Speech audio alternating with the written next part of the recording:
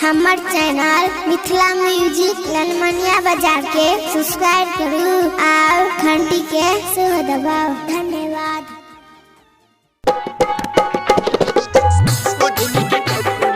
Music by DJ Umesh, Shukipur बाजार। मन रहियो हम सब तोहर बात गे, सब तोहर बात गे, सब तोहर बात गे। कहियो हमरा छोड़ दे दोसरा के साथ गे, दोसरा के साथ, हाँ दोसरा के साथ गे। एगो सपना हमर पूरा दी है, वो दिन के कफनी ओढ़ा दी है गे जान। एगो सपना हमर पूरा दी है, वो दिन के कफनी ओढ़ा दी है। एगो सपना हमर पूरा दी है, वो दिन के कफनी ओढ़ा दी है। डीजे उमेश, शुकीपुर बाजार।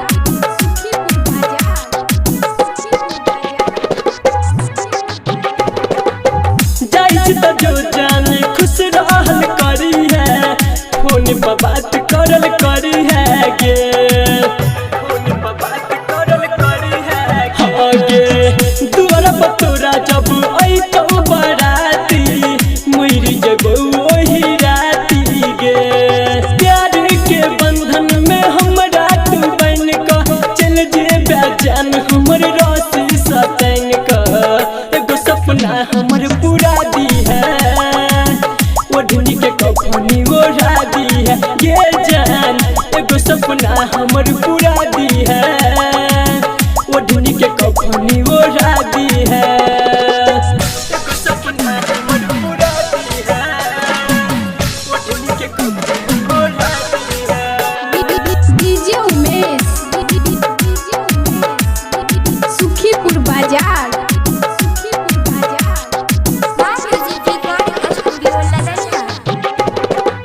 शिवम विकास के अब नहीं जीत, बात न केकरो मानई गे, बात न केकरो मानई गे जान। संदीप सुमन के दुख सुनाबो, सुन सुन के खाली कानई गे।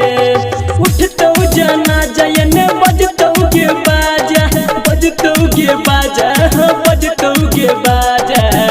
एगो सपना हमर पूरा दी है, ओढ़नी के कफनी ओढ़ा दी है गे जान। एगो सपना हमर पूरा दी है, ओढ़नी के कफनी ओढ़ा दी है।